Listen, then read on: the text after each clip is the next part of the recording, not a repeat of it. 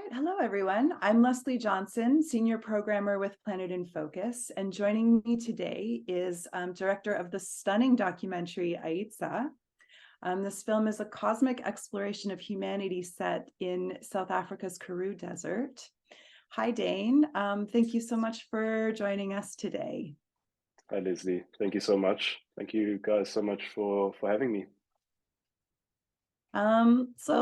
Sorry, my voice is a little bit, we're just past opening night tonight, so my voice is a little bit, but, That's a good sign. yeah. I just wanted to just start by asking you, AITSA, what does the title mean? And yeah, and the pronunciation for it. Right. I mean, so AITSA, the word itself is from a Bushman language, which is, some of the oldest first people that would have found a word to express awe or wonder. So perhaps it's one of the first words ever, claimed for expressing awe and wonder, but also surprise. So there's that meaning embedded in it that I find fascinating. But then beyond that, it's also a word that has been adopted by colonial Afrikaans language in South Africa. It's one of approximately 10 words that has become Afrikaans. First Dutch that became Afrikaans, and so if you've seen the film, you know that there's this colonial effect, and some little nuggets of wisdom and beauty from have stuck, and this is one of them. So it felt apt to name the film AITSA because of that. Yeah. Okay. So in this film, we're exploring the Karoo. It's a very magical landscape, and you do such a beautiful job at bringing us into that space. Maybe you could tell us about your connection to it. Yeah, right. So I grew up in the Karoo. 7 generations of my family have lived there and sort of lived under that night sky, and found their identity and their spirituality there. And I think that this film is in many ways also my process of doing that. I started making it when I was 21, and there's a lot happening there, and yeah, the observations of the biggest science project in the world happening on the exact same region where first people called it their homeland. So perhaps where we first looked up and thought we're able to perceive ourselves and needed to spiritually find meaning in this, or maybe not needed to. That's a Western, but I think it's fascinating that there are these parallels existing in that particular space. Yeah. So is that kind of where the genesis of this film, or the beginning of this film idea, kind of started for you? Was through some of those observations and just kind of wanting to work it out? Yeah, I think so.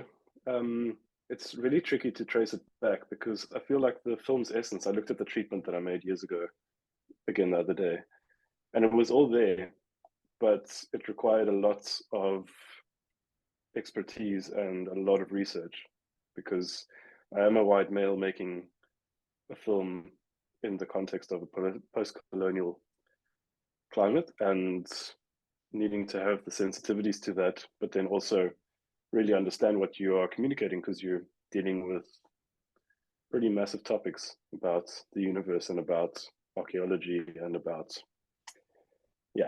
nearly every aspect of the film. So it required a lot of deep diving, and the deeper you went, the more these things felt connected. Yeah, maybe you can tell me a little bit about that process. You threaded together such a striking narrative with different knowledges about cosmology, evolution, and archaeology, and then also South Africa's contemporary history with apartheid.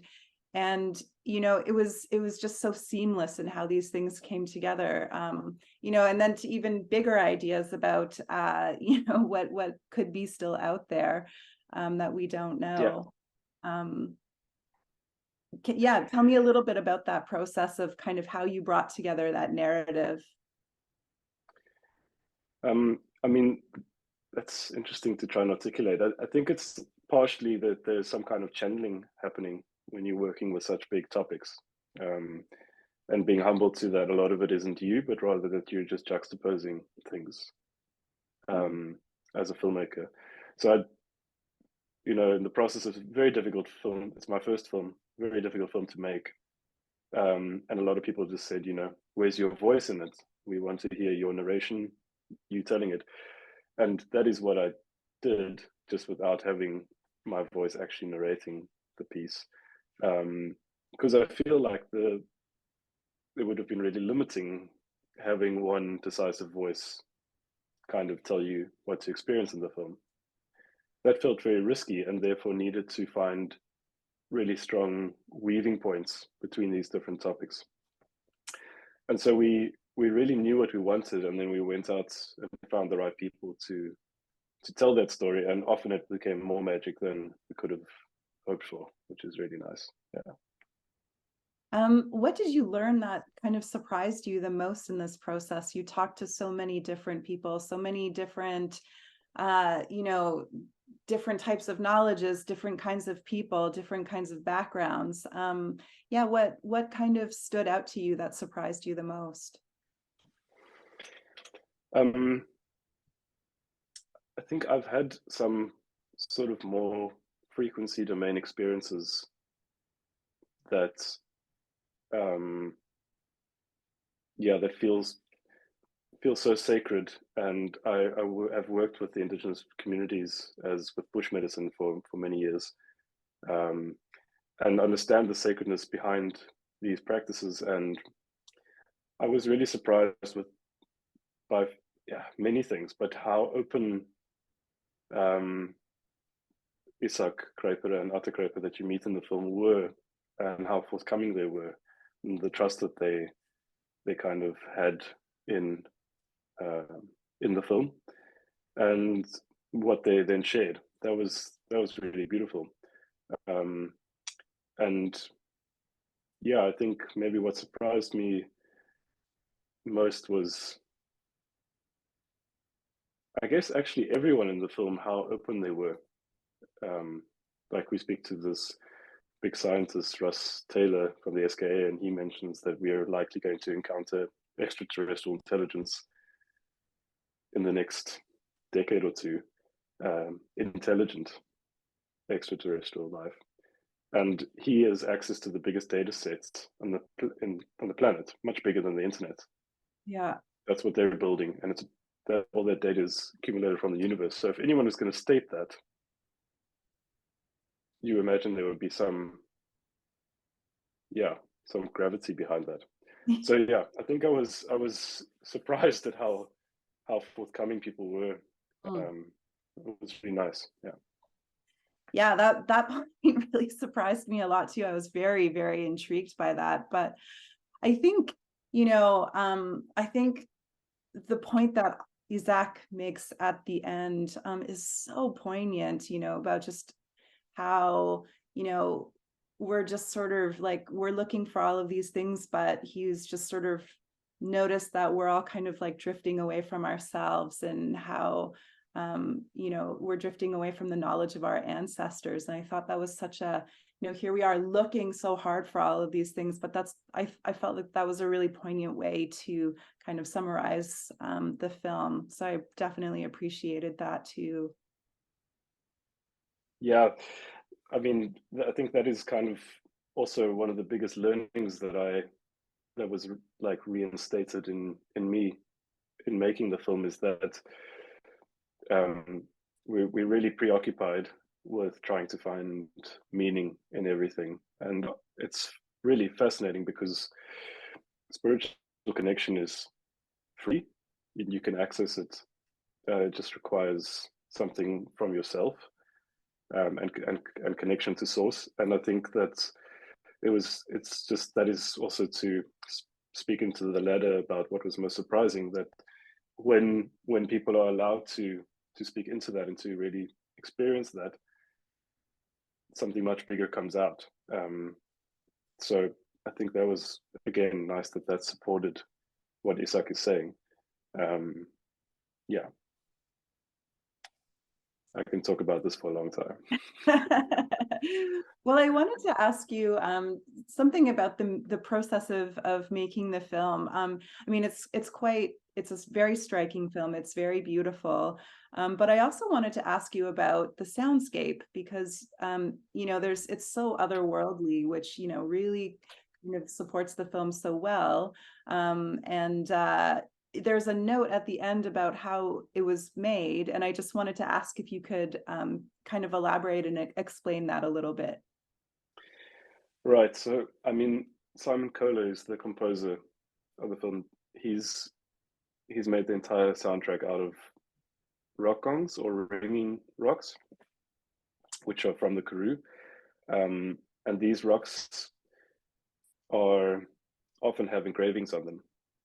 And when struck at certain points, they make this reverberating ringing sound.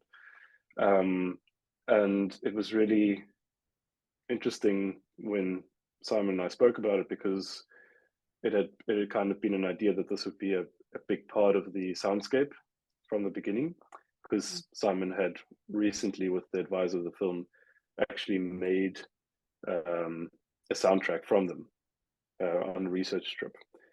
And he then came with the idea that we could perhaps attempt to make the entire soundtrack out of it. And that was really exciting for me, because we would then be able to have this constant presence of something that's not from very, very literal thinking space, and something that doesn't really make sense. Like, it's very hard to comprehend how it's actually done. And I like that. I like that we're not operating in a space of sense, but rather that, if you distort sound and warp it like the universe does to everything beyond our perception, then you get something really magic there. So allowing for this ever-present element to kind of raise the frequency of the film, but then also to help us weave a bit more these different topics, because it's a constant frequency that's present from those rocks. And then just a note, they weren't recorded on actual lithographic rocks. They're protected. So we were recording them from rock gongs that, from a different site that had been played on, but weren't engraved on. Yeah. Amazing. What's next for you, Dane? The joking line is that I'm busy making a film on the moon. But yeah, we're busy working on 3 different films at the moment. 2 of them quite connected to AITSA. As you can imagine, when you've gone this deep into these kind of themes, then much more wants to come through. And so, there's two documentaries there, and then one very ambitious film that we're busy developing now, which we will hopefully be shooting in outer space. Wow, amazing. I can't wait to hear more about it and to visit with you again.